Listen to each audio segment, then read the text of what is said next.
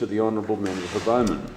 Deputy Speaker, the stunning Southern Moreten Bay Islands are truly a series of jewels in Moreton Bay, and it's a unique honour for me to represent these populations that are one of the few subtropical islands in the world where residents can commute over water every day to a major capital city. Of course, that brings with it extraordinary challenges with having to catch water taxis and vehicle barges, sometimes more than once a day. And particularly in the context of non-subsidised transport for those who don't have concession cards, it represents a significant added burden on cost of living for those residents. So obviously this engages the minds of everyone who represents that part of the world at all three levels of government. And it obviously throws our minds back to the 1970s when, in fact, these islands were, with very little research and thinking, subdivided without any undertaking for infrastructure charges to be extracted from those who developed and sold off the land.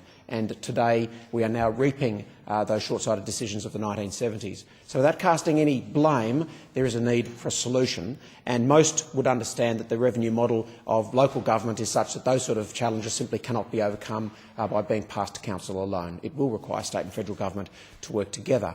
Now, of course, islanders also face that unique predicament, which is that in addition to that wonderful quality of life, people say if you move to an island, you choose to take on that certain level of isolation and with it fewer services. But there comes a point where Australian citizens should be able to say, I can reasonably access a doctor, I can reasonably access food and essentials on that island without having to take either undue risks or enormous expense to obtain them. And so seniors predominantly who find themselves on the island and young families who find that there are not adequate facilities for their children are right, completely right, to be asking for solutions to those challenges. Right now, the key problem is parking.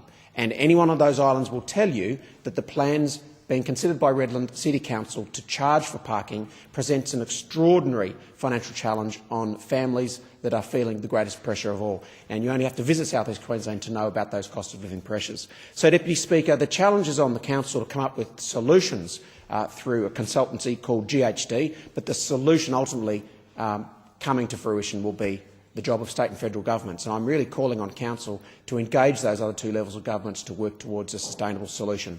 Parking for 2,400 cars will never be easy along a foreshore in Redland Bay, and the options of multi-storey parking are frequently extremely expensive and difficult to justify the revenue model. So it's the Our Parking Spot group, and I want to acknowledge Stuart Summerland and Ellen Ulrich and Gay James, Claire Malloy, Val Marsden, Lorraine Taylor, and of course Joanna and Lindsay Hackett and Gail, the whipmaker, who together have worked to 24 hours, 7-day a week, man a tent embassy outside of Redland City Council.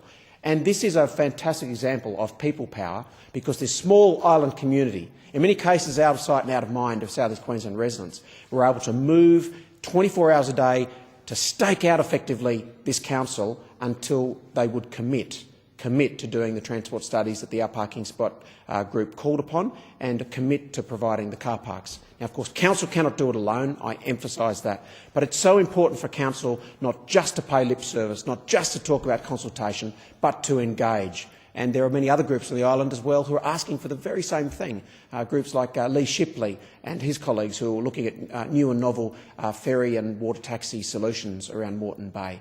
Look, the islanders are here to stay. The islands themselves are jewels in Moreton Bay. We have a chance to optimise so many things about services to those islands. It'll just take a little bit of forethought and a little bit of future planning. But for now, it's this Redland City Council that must rise to the challenge. 6,000 signatures from locals, most of them mainlanders, saying, though we do not live on the islands, we can understand the needs. We know it's an ageing population. We know there's small kids who must finish school and transition into a trade and a career. And we know from the St Vincent de Paul studies that these are one of the socio-economic challenged areas in Australia. So as a federal member, I will never lose sight of that. We will work. We know there won't be any short, simple decisions, and I sympathise with Council for that. And I know at yesterday's general meeting that the Mayor did pass a mayoral minute confirming that parking charges won't be spread throughout the length and breadth of Redland, but that they still are looking at those options populations around Weinam Creek. I put my support fully with the residents of the islands who are asking for nothing more than an affordable solution. And if that ultimately means incorporating the travel on the bay into South East Queensland's TransLink arrangement so that travelling on water is simply another zone of public transport, then that would be a very important advance, as well as access to parking for all islanders, both secure and non-secure.